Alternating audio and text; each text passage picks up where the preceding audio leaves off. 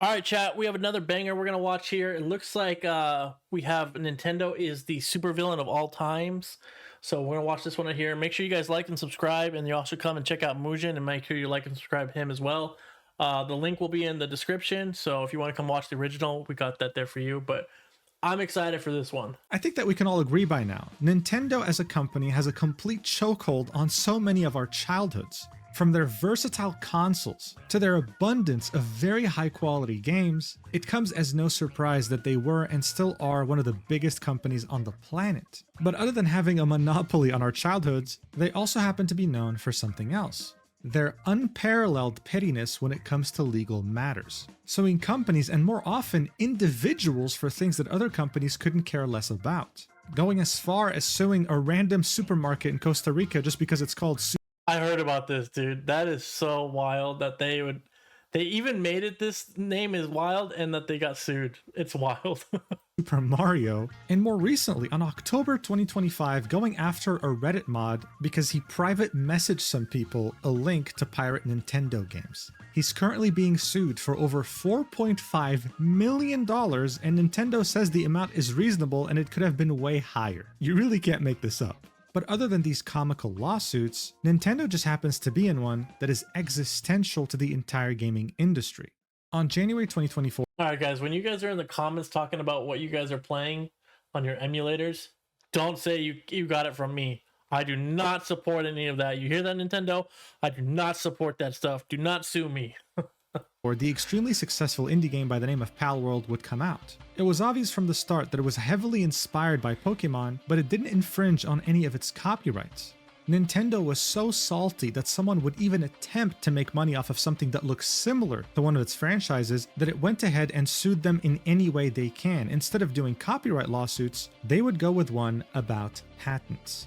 From the start, they had the intention of playing this dirty, and recently, in the summer of 2025, they would somehow get a patent approved in the US that would forbid others from making games in which they have a pet fight. See, this patent thing is so BS. I really thought when Palworld came out, I said, you know what, guys? Like, I was playing with a group of friends. I said, dude, Palworld is gonna get so sued by Nintendo. This is legit Lucario. This is legit blah blah blah. You know, I was like, man, they're gonna get so sued for the character designs, for copyright infringement. And then we find out they don't even do what we all thought they were going to do. They go for patents. Like, what the most scummy thing they could do, and they go for that. It's like, dude, we would have probably been all right with the lawsuit about the character development and stuff. We would have probably been okay with that because we were already thinking that.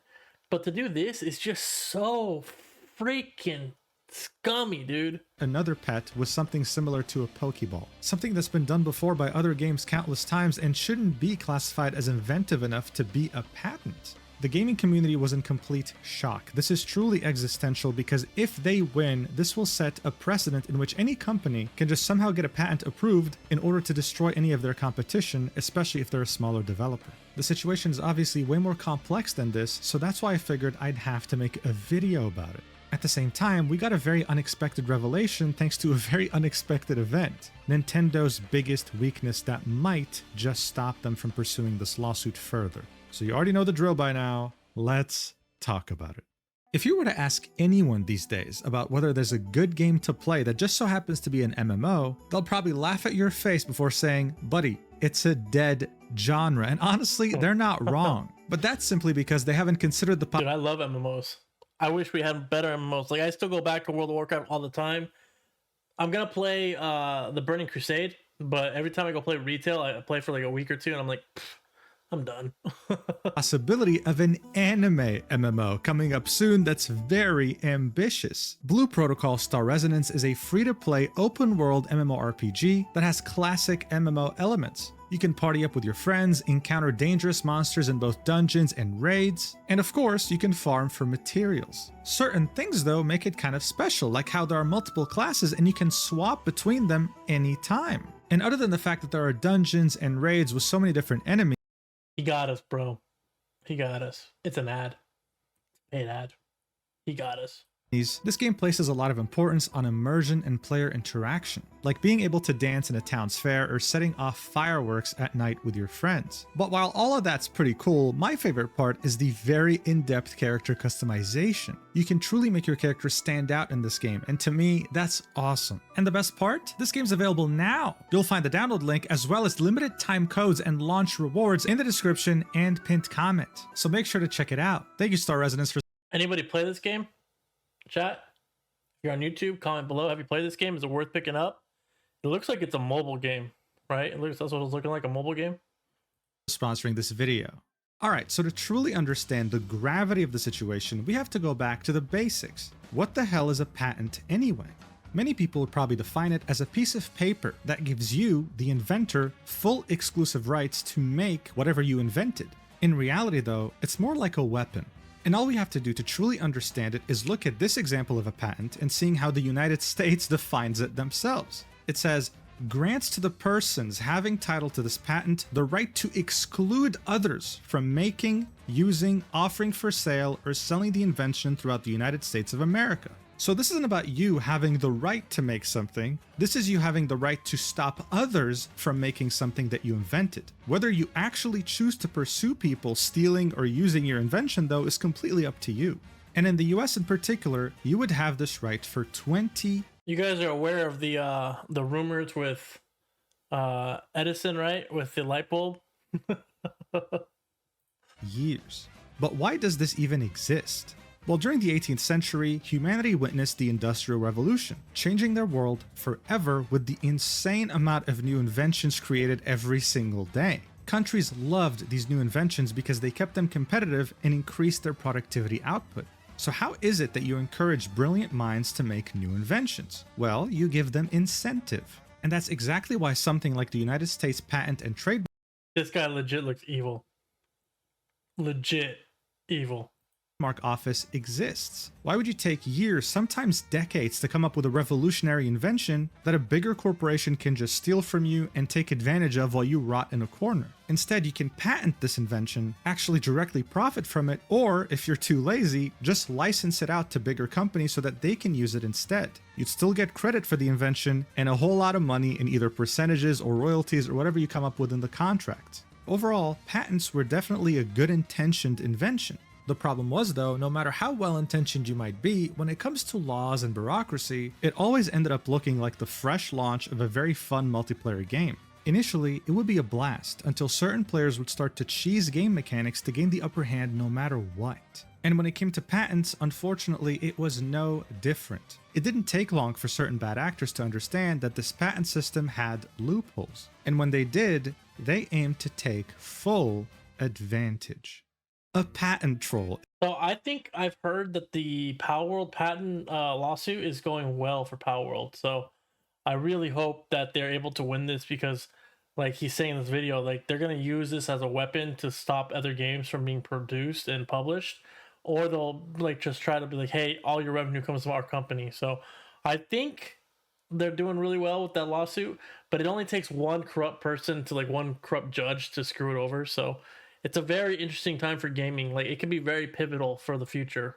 Is actually a real term used in legal circles. In a nutshell, it's a company that literally does nothing, that somehow acquires some patents through some different means, and then proceeds to generate its income by suing other companies claiming that they're infringing on their patents when it comes to their businesses. And one of the best examples of a patent troll is a company that terrorized some of the biggest American tech companies in the world back in the early 2010s.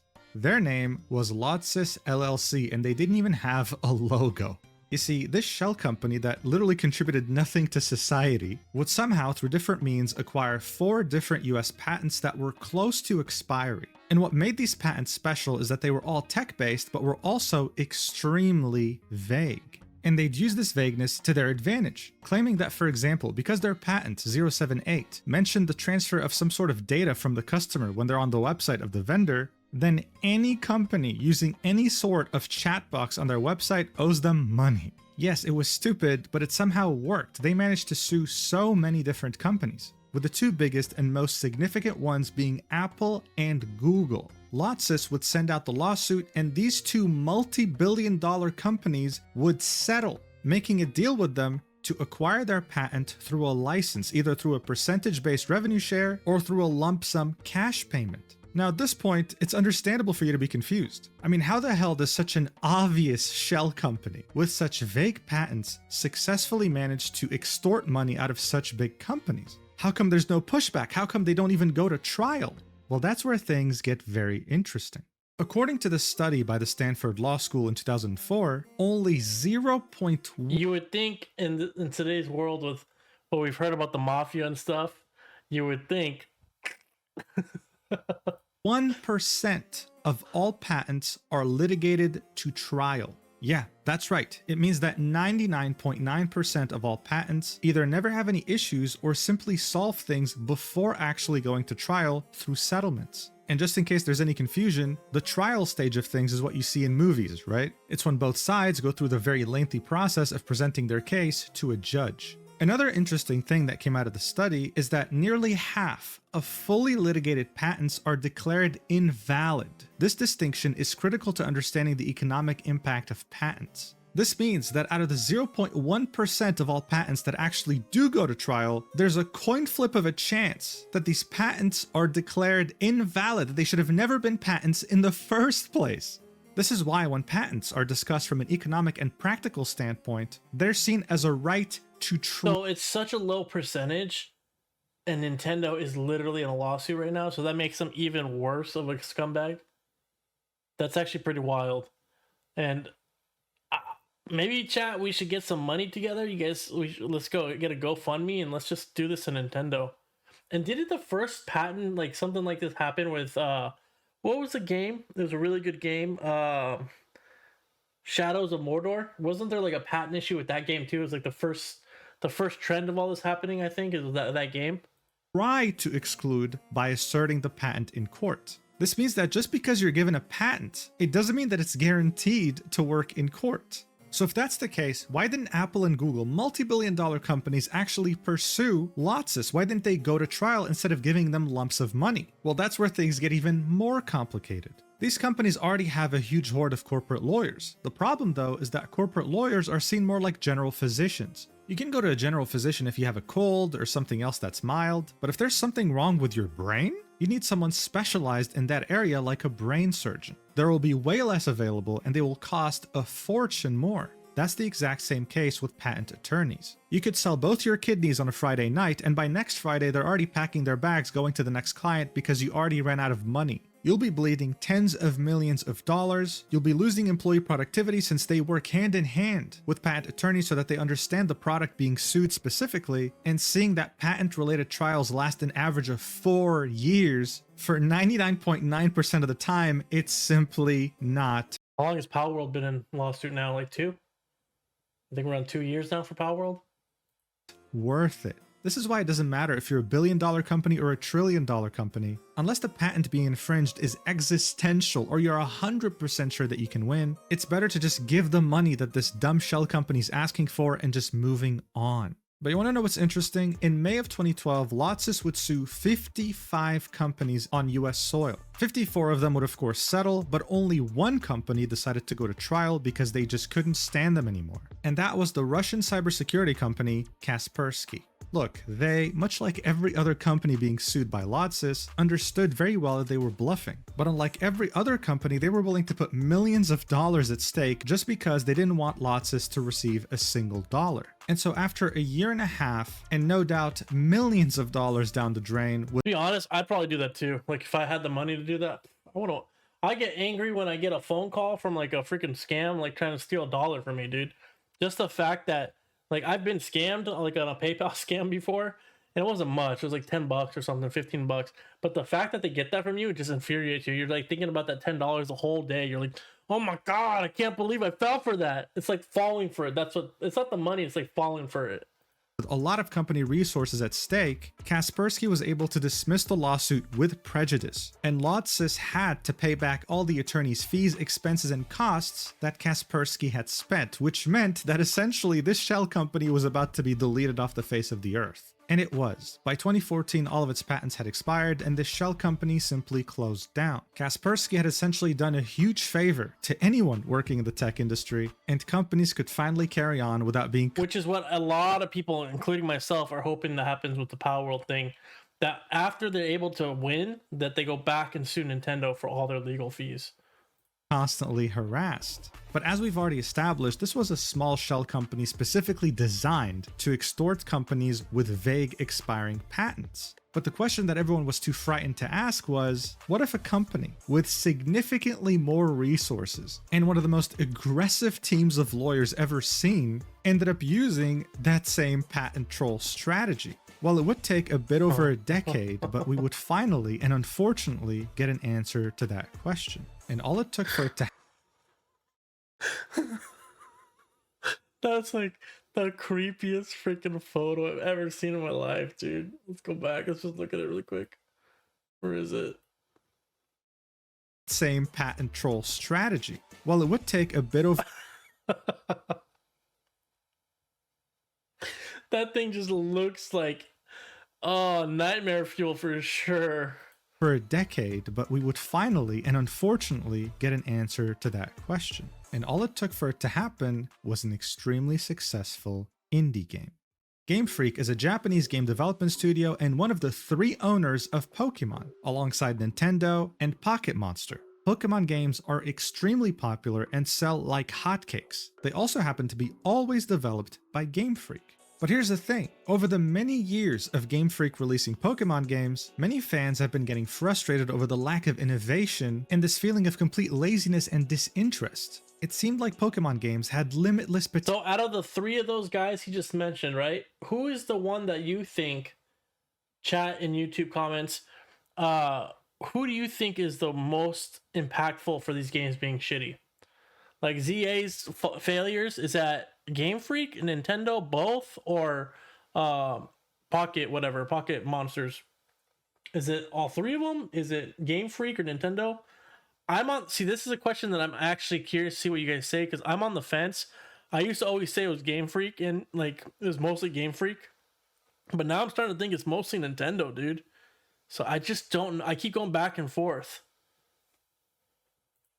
With endless possibilities of making different genres and mechanics, and yet Game Freak just took the boring route every single time. And why wouldn't they? I mean, they sold so many copies, at this point it was a money printer. This is why many of these frustrated fans would find immense excitement when Palworld, a game developed by Pocket Pair, a Japanese indie developer, would be announced to the world for the first time during Tokyo Game Show.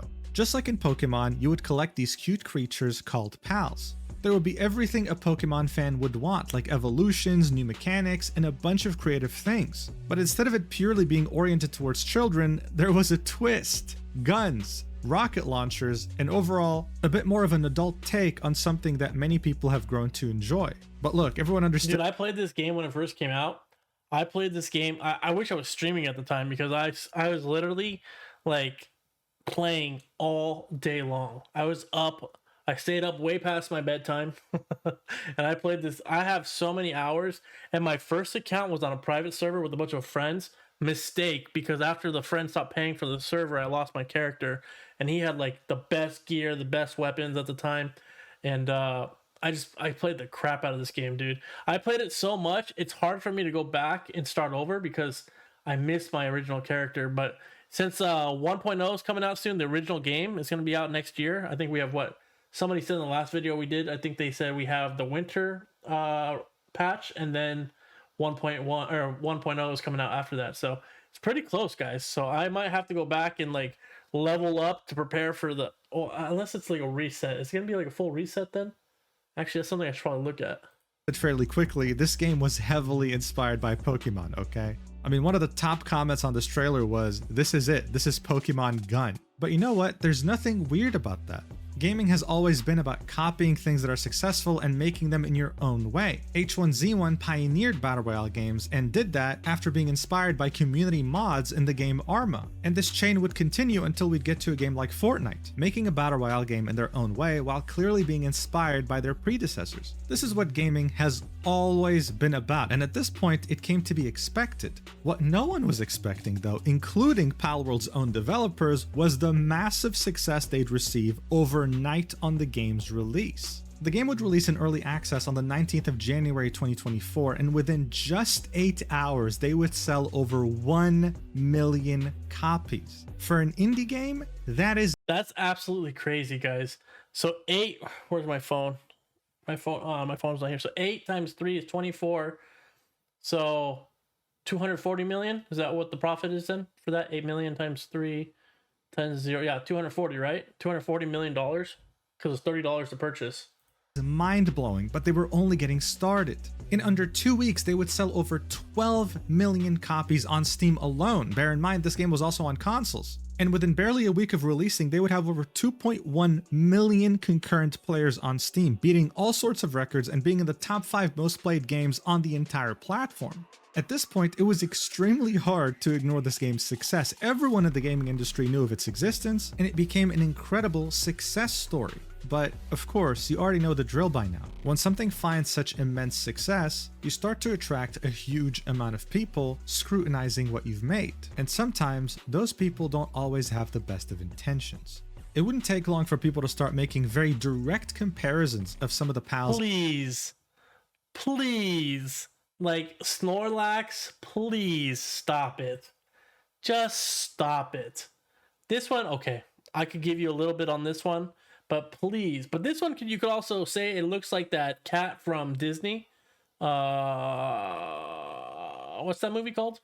With the teapot? Alice in Wonderland? You could say this looks like the Alice in Wonderland cat. In Palworld versus Pokémon's. I mean, look, everyone understood that Palworld was already quite inspired by. Please. There's so many Pokemon that look like Palbon, but this is stupid. This is legit reaching. So is this. Like, what is this? How are you gonna say these look anything alike because they have a crown? Stop it. By Pokemon, but these comparisons would blow up beyond proportion to the point where something unprecedented would take place. The Pokemon Company International would. They didn't even put Lucario, dude. They didn't even put Lucario. That's legit like a 1-for-1. Personally make a statement, something that you see extremely rarely, in which they would very obviously indirectly call out Palworld personally, saying inquiries regarding other companies' games. We have received many inquiries regarding another company's game released in January 2024. I mean, come on, that's literally Palworld. We have not granted any permission for the use of Pokemon intellectual property or assets in that game. We intend to investigate and take appropriate measures to address any acts that infringe on intellectual property rights related to Pokemon. We will continue to cherish and nurture each and every Pokemon in its world and work to bring the world. BS. Cherish and nurture each and every Pokemon? Lies. That's a big lies, bro. But I do remember when this came out, and again, we thought this was gonna be for the character designs. We didn't think it would be a freaking patent scumbag lawsuit. Together through Pokemon in the future, signed the Pokemon Company. But look, the reason why the statement was so significant was because the Pokemon Company never spoke personally about such things. And I mean, why would they? Yeah, they're owned by 3 different companies, but Nintendo, even though owning just 1/3, actually owns all the copyrights involved with anything related to Pokemon. This is why they typically do the suing for them. And so it was official. After this very rare statement from the Pokemon Company International, it was clear. Palworld had a huge target on its back, and Nintendo was aiming to take full advantage. They were very salty about seeing a game take so much inspiration from Pokemon and being so extremely successful. And on January 25th, 2024, barely a couple of weeks after Palworld had come out, and on the same day the Pokemon Company International would make its very rare statement, Nintendo would formally announce that they would begin an investigation into Palworld and its assets. But what does investigation mean? I mean, they didn't really infringe directly on anything Pokemon related. People were hoping that this would die down, that it just proves to be some sort of misunderstanding. What they could have never predicted beyond their. When it came out, we all thought it was a scare tactic. Like they were trying to get Palworld to be so scared that they would take their money because they already made so much money like we said, 8 million times 30, what was that, $240 million. They already made so much money, they're trying to shut them down by just scaring them and take the money and run. But it didn't happen. Wildest dreams, though, was that a company like Nintendo was about to take direct inspiration from shell companies such as Lotsys. Almost 9 months after the Pokemon Company International would announce that they're taking steps to investigate Palworld, on September 19th, 2024, Nintendo would announce that they're officially filing a lawsuit for infringement of patent rights against Pocket Pair, the developer of Palworld. This statement, however, didn't specify any of the patents that they're actually suing Palworld over, and on the same day, Pocket Pair would also make a statement saying that, hey, we're aware of the lawsuit, we've began the legal proceedings and investigations, but we're literally unaware of the specific patents we're being accused of infringing upon, and we have not been notified of such details. In other words, Pocket Pair was as clueless as we are about what they were exactly doing that was illegal here. It would only be almost a month later, on November 8th, 2024, that Pocket Pair would finally understand what the patents they were infringing upon allegedly were. This is when the entire gaming community as a whole would be completely baffled by how the 3 patents in the lawsuit were all filed and approved after Palworld had released. That's right, Nintendo was suing Palworld for patent infringement on patents that they had presented to Japan after Palworld had released. Now you're probably wondering, Mugen, how the hell is that even possible? Well, we'll get to that, but for now, let's take a look at these patents. Mugen, how is that even freaking possible? That's literally what I'm thinking. Like, how is this even allowed? How is this even, like, tolerated? Well, first things first, just in case this wasn't obvious, Nintendo was suing Pocket Pair in Japan since they were both Japanese developers, hence why we're discussing Japanese patents. 2 out of the 3 of these patents involve you using a Pokeball. In Pokemon games, you use a Pokeball to either capture a creature or summon a creature. In Palworld, there are no Pokeballs, but there are Pal Spheres. Yes, of course, they're a direct inspiration of Pokeballs, but this— Dude, I haven't played. The last time I played, these were the legendary spheres were the last ones. Like, what are these? That's a beautiful ball. Pause. mechanic wasn't patented at the time. The third patent was about flying your pals in the air, but this one was very specific. It was about how when you would fall in Palworld, you could summon your pal to pick you up mid-air. And of course, just like the other 2 patents, Nintendo had patented this in 2024 after Palworld had released. So how the hell is this even possible? Well, it's simple. That's because these 3 patents were filed as divisional patents. What the hell is a divisional patent? Well, here's a rocket ship. Let's say you're SpaceX, you want to patent this rocket ship. Great. You make a general patent that pretty much covers this entire rocket ship, every component, but you don't delve too much into details. Now let's say you file that patent in 2020. A few years pass by and you finalize the design of the rocket boosters. You're happy with it and you're ready to patent that too. This is when you would create a divisional patent. It would be its own patent, sure, but it would fall under the general patent of the rocket ship. So even though you would be filing this, let's say 3 years later in 2023, it would still be a part of the general patent from 2020 that covered generally the entire rocket ship. Now in this context, of course, it makes total sense. But when it comes to software, patents get very tricky, and Nintendo knows this. This is why they're taking full advantage. The original and more general parent patent was filed in 2021 by Nintendo. It had to do with the many generalized game mechanics involving the game Pokemon Violet and Scarlet. These 3 divisional patents that were filed in 2024 aimed to complete the more generalized parent patent from 2021. So yeah, you see where this is going, right? Nintendo was playing dirty, and they had no intention of backing down. He said in Violet and Scarlet? Oh, you could fly on that one little thing. It has a glider on it. Is right? You could fly in that one? No, you couldn't fly in that one, could you? It was just ride the stupid bike. Wasn't it Arceus that you could fly? 22. That would be Arceus time, no? Or am I getting mixed up? Is that Scarlet and Violet? Regardless, this is all freaking messed up, dude. But unlike Lotsys, who was a shell company just looking to get quick money from big companies, Nintendo wasn't in this for the money, come on. Yes, technically speaking, the injunction filed against Palworld wanted 5 million yen plus late payment damages to both the Pokemon Company and Nintendo. And yes, since Palworld had released, they almost made $500 million in gross revenue, but more specifically $139 million in net revenue after fees and taxes. But for Nintendo, the money was nothing more than a formality. They genuinely didn't care how much money they got from this lawsuit. I mean, we're literally talking about a company worth over $100 billion. The money generated by Palworld to them was like a penny. So what exactly was going on here? Nintendo on September 19th, 2024 had effectively signaled to the world that they only wanted a trial out of this. Yes, what Apple, Google, and other billion or even trillion-dollar companies feared the most. They were heading straight for the jugular here. And other than the fact that these patents were made after the fact, after Palworld had released, showing us that they had very direct disdain towards the company, what a normal company in Nintendo's shoes would have done is do some sort of patent licensing agreement if they were really that pissed. They would just sit down with Pocket Pair, tell them, hey, listen, come on, we know that you were very heavily inspired by Pokemon, let's not be around the bush. We don't want to take this to trial, just give us a percentage of your sales and we'll call it. Which is what when I first heard the lawsuit, which I thought was going to happen. And I also thought to myself, why, like, I've said this in a couple comments to you guys in the other videos, blah, blah, blah, blah. I can't speak. I said this in the other videos and comments to you guys that, like, I'm shocked that they didn't try to just purchase Palworld in the beginning. I'm shocked that they didn't just try to buy Palworld, the entire thing, buy the company, and then have them continue the game as a secondary game, but then also work on a Pokemon game. Like, I don't understand why they didn't do that. I would have, if I was Nintendo, I would have done that. I would have bought Palworld and said, continue your game, and then once you're done with your game, I want you to come and make Pokemon better than Palworld.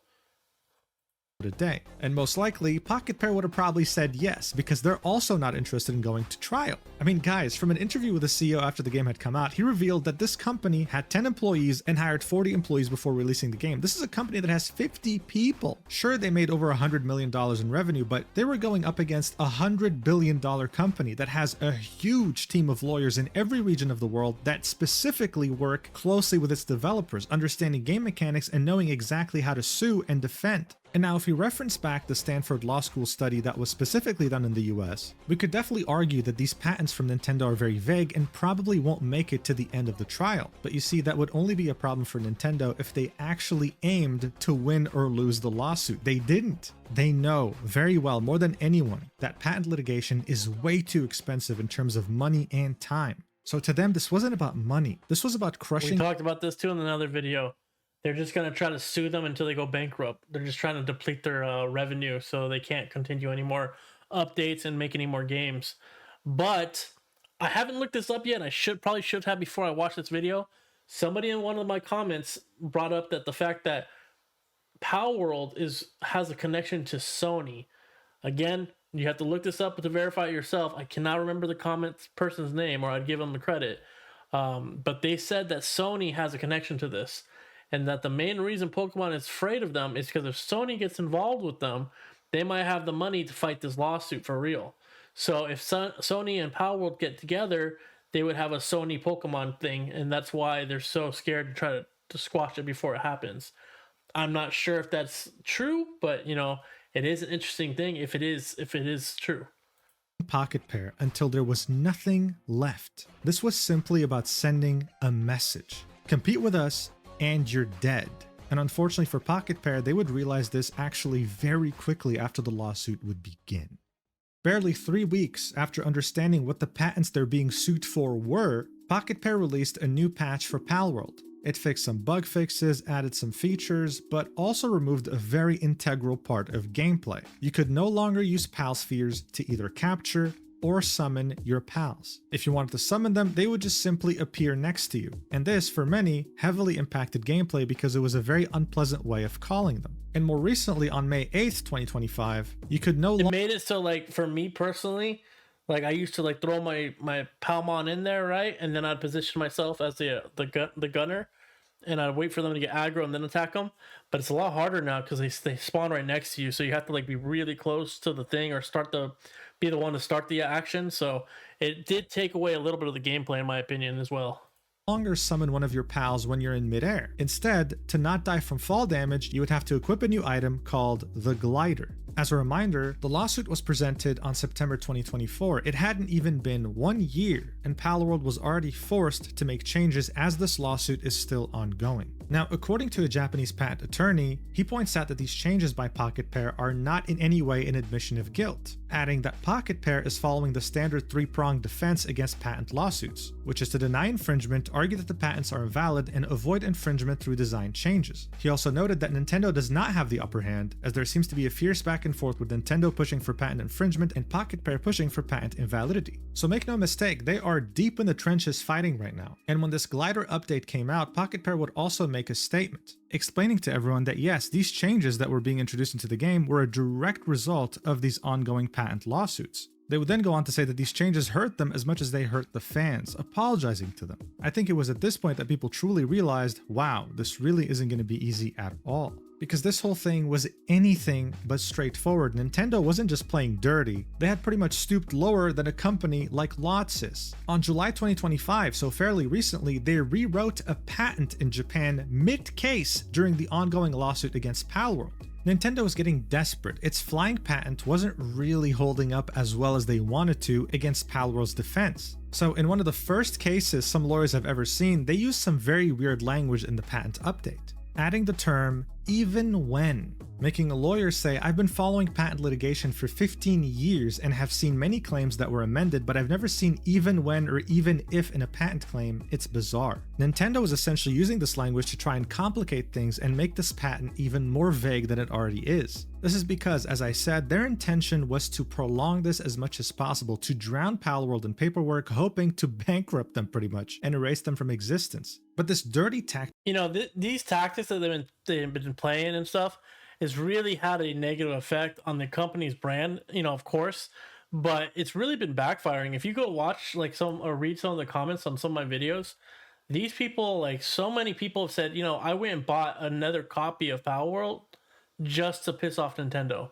I bought a copy from my friend who wasn't involved and doesn't know anything about gaming, but I bought them a copy. Or I bought it with my, one of the commenters said that they have a tradition that every October her and her husband will buy a game to play together, and they just bought Palworld. So there's people who had no idea what Palworld even was, and now they're starting to buy it because of the Nintendo backlash, because of Pokemon ZA backlash.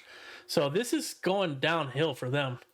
was nothing more than them actually panicking. Pocket Pair was actually doing a pretty damn good job, coming up with a lot of examples that show that even before 2021, all of these patents were already used by prior games. So if Palworld can actually survive this lawsuit and see it till the end, even though it might take a very long time, they might not only end up winning, but make many of the patents Nintendo had filed to be invalid. Thing is though, you'd be naive if you thought that it was going to be that easy with Nintendo. Their legal team played dirty. And just as Palworld was starting to gain...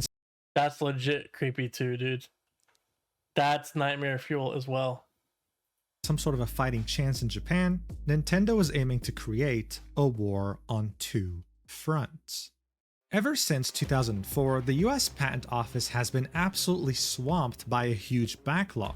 Barely able to keep up, being understaffed. I mean, you already know the drill. This is just another government agency in a first world country in the 21st century. But due to this understaffing and the fact that they have so many applications to go through, there's historically been many people who criticize the patent office for being pretty inconsistent with their decisions on what is a valid patent and what isn't. This inconsistency would initially show itself in February 2025 when Nintendo was gearing for a US patent lawsuit against Palworld. They would present 23 patent claims, but 22 of them would be rejected, with the argument that they simply weren't inventive enough. They were used before already by other games. But when it comes to Nintendo, this isn't really enough to discourage them. They were not only planning to fight these rejections, they had more in store. That's just how much they hated Palworld. Nintendo's efforts in the US would finally bear fruits on September 2nd, 2025, when the United States Patent and Trademark Office would grant them a patent so vague and so unoriginal that it would absolutely shatter the gaming industry in shock. This patent was filed in 2023 and was approved in 2025. In a nutshell, this patent is about a sub-character, so like a Pokemon. The patent dictates that you must be able to summon the character. It specifies things like summoning it specifically to fight, even detailing things like sending the sub-character in a direction specifically to start an automatic battle. And no, you're not the only one here that thinks this is crazy. This is not only extremely vague, but it's been done multiple times before. This is not even relevant though to Pokemon. Like you don't even do that in Pokemon. You know, there is a theory that they rushed ZA out there just to help with this lawsuit, and with what I just heard right now, it makes me think that this new ZA battle strategy is for this lawsuit. Like that kind of solidifies it in my opinion.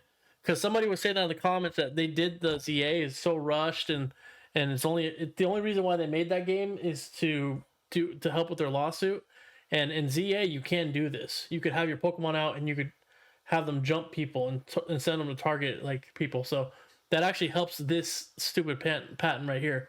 So that actually is making more sense now, which is crazy. By other games in the past. By 2025, or hell, even when this was filed in 2023, this was in no way inventive. This wasn't some sort of breakthrough, right? This would cause many patent lawyers to see this in the US and say things like, this has been an embarrassing failure of the US patent system.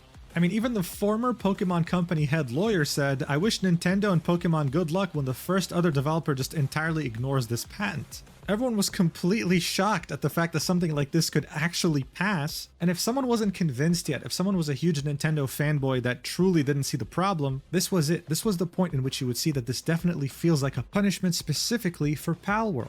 Because if Nintendo truly cared about this mechanic, then they would go ahead and sue Blizzard over their 2011 Battle Pets Blizzard's removing this pet stuff. I believe in the new patch and the new expansion, there's no longer going to be pet battles because of this lawsuit. So not only are they attacking Palworld, it's affecting other games now. And, I've never really been too big on this battling system in WoW, but I legit, like the other day, was like, you know what? Maybe I'll start leveling it up for, like, shits and giggles. And then I saw that they're removing it. Game. Even back then when it came out, it was very clearly inspired by Pokemon. It was obvious to everyone. So at this point, it's obvious this is a punishment against Pocket Pair. But as far as their patent goes, seeing that there's very clear past examples dating more than a decade ago, how the hell did it get approved anyway? Well, to really be able to explain to you what's going on right now, we need to briefly go back to what a patent actually is. As we saw earlier, the realistic approach to what a patent actually is a right to try to exclude by asserting the patent in court. We've already established that only 0.1% of all patents actually go to trial, so one could say that many of them are actually invalid. They've just never been contested in court. And the US Patent Office is constantly swamped by a backlog. So with all these things combined, now let's think of the employee working at the US Patent Office. You see a software patent, and it technically ticks all the boxes needed to be approved. You have two choices. You either approve it, move on with your day, go back home, see your family, have dinner and sleep, or you can be a smartass and contest it, knowing that the company's gonna contest your decision immediately. This means that the nice lunches and dinners you were getting with Nintendo's lawyers that you've built a friendly relationship with would all disappear. And this also means you've just unlocked yourself more work. Why the hell would you do that to yourself? You know what a patent actually means. It's the right to exclude others. And you know what? If it's a bogus... So, corruption. That's the answer, is corruption, just like everything else. This patent, then hey, let them figure it out in court. Either way, it wouldn't be your fault. This is exactly why Nintendo was able to do what it's doing and why patent trolls exist to begin with. But if you thought this was bad, then wait till you see what Nintendo's doing at the same time. Yes, believe it or not, it does get more ridiculous.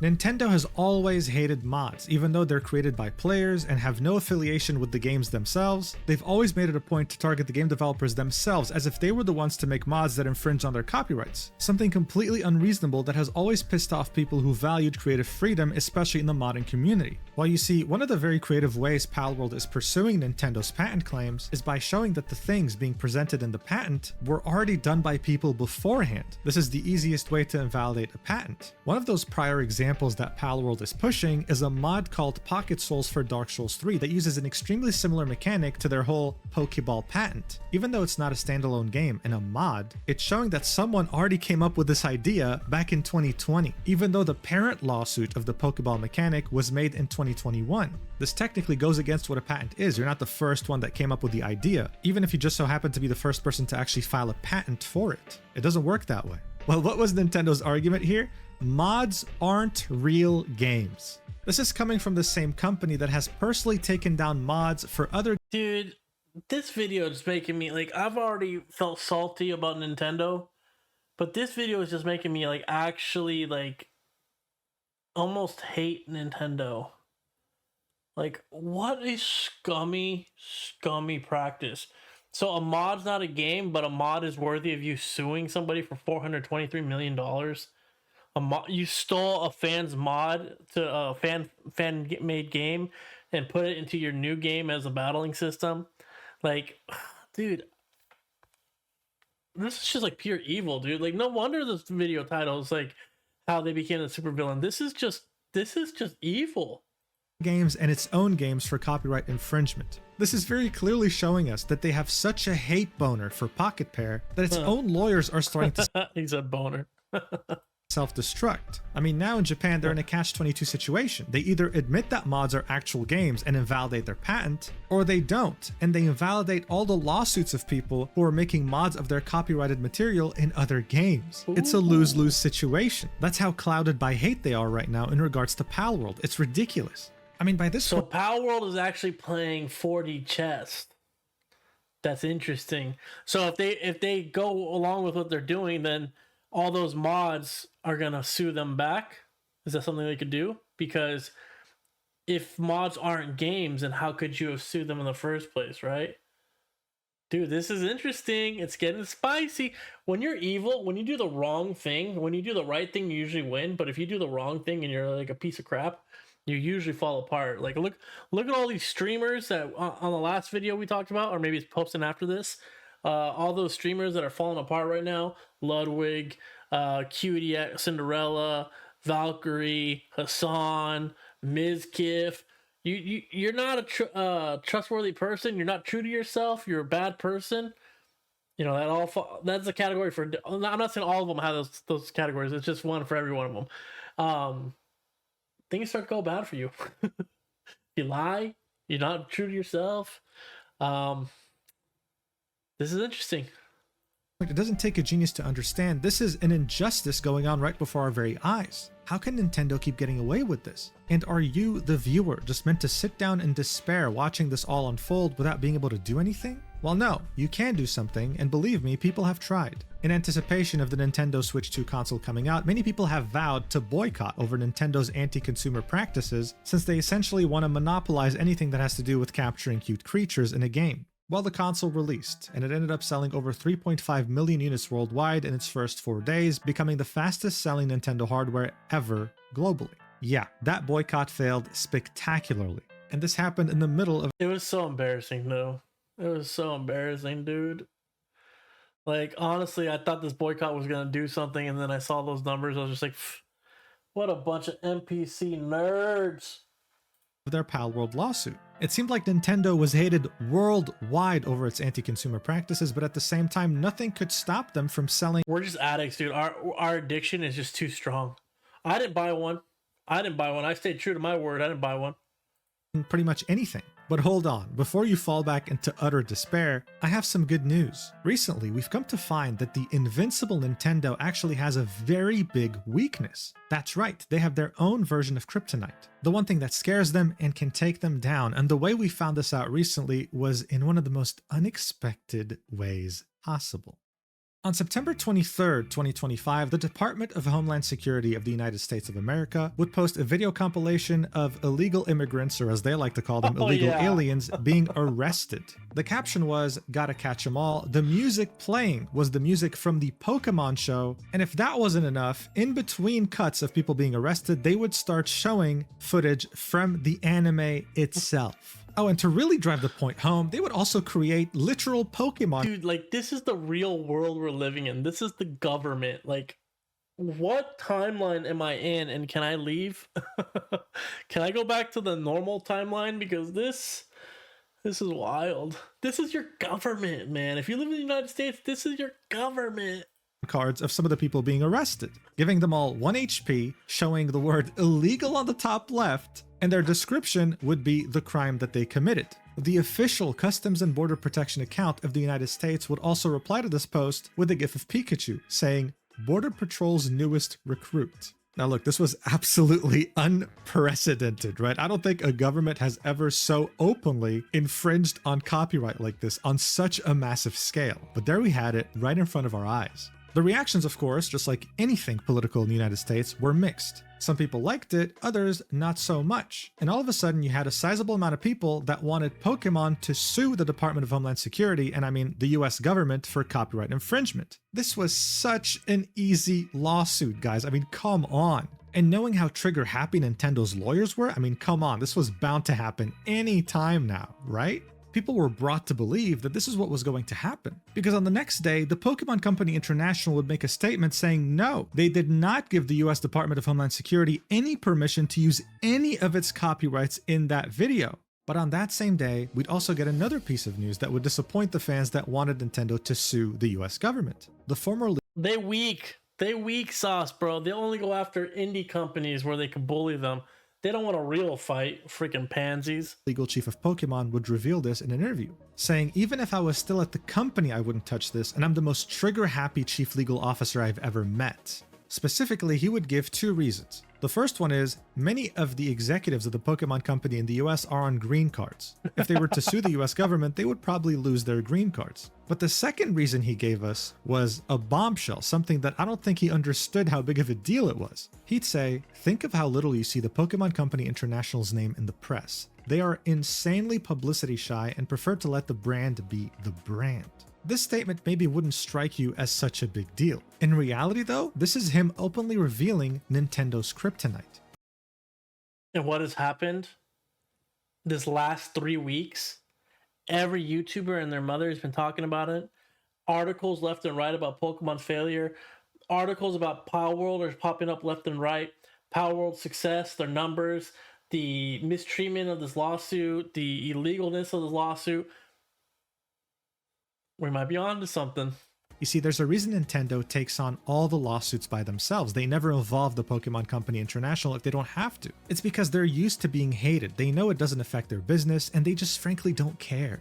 On the other hand though, think about it. How many times have you seen the Pokemon Company International directly and personally involved in lawsuits? The reason why their statement about Palworld was so exceedingly rare is because this never happens. They only did it in an effort to legitimize the lawsuit that would eventually come from Nintendo. But overall, they care deeply about their reputation. This is something that people like Andrew from the channel Legal Mindset have sought to take full advantage of, making sure to rile up social media criticism of the Pokemon Company International, not just in English, but also using Japanese hashtags. He, as well as many other people, believe that if Pokemon Company International, if they care so much about their reputation, then why is ZA even a thing?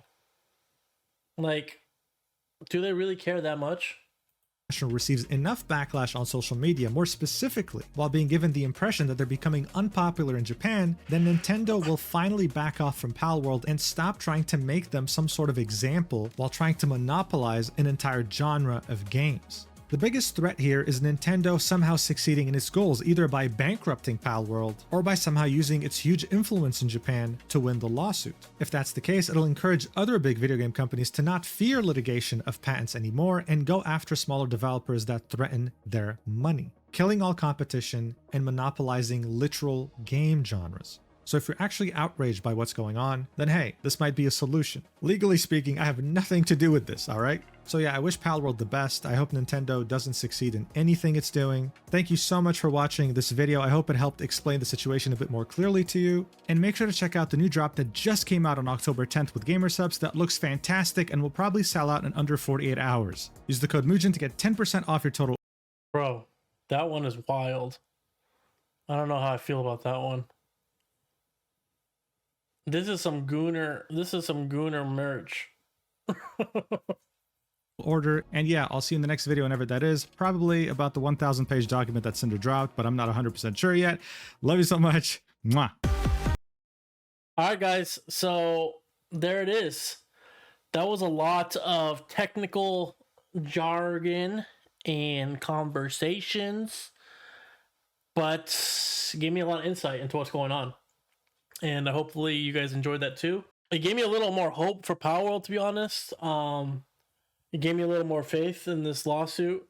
I go up and down, you know. Like I'm like one day I'm like, oh, this Power World thing is gonna be fine, and the next day I'm like, ah, oh, Nintendo's just too big to lose. So it is nice to see some of this like legal stuff being talked about. So it was a great video. Make sure you guys come and give a like and subscribe to the original one. Make sure you guys like and subscribe to my channel as well if you want more reactions, original content, and gameplay and just game news and stuff like that. And we'll be doing some big giveaways here in the near future when the channel gets the capabilities to do it. And yeah, just let me know what you guys are thinking about this one. Are you playing Power World? Are you going to play Power World? And if you guys are, I guess I could look this up myself, but comment below. Do you guys know if Power World is going to do a full reset when the game comes out? Like, is it worth me getting into it right now, going back to it, and like trying to check out all the like the Halloween things going out? So I kind of want to do that, but my account's like my new account's like level like 20 or something, so maybe it's not even worth it. I'm not sure. Let me know, guys, in the comments below. Chat, we'll go on to something else here in a minute, and appreciate you guys. Thank you so much.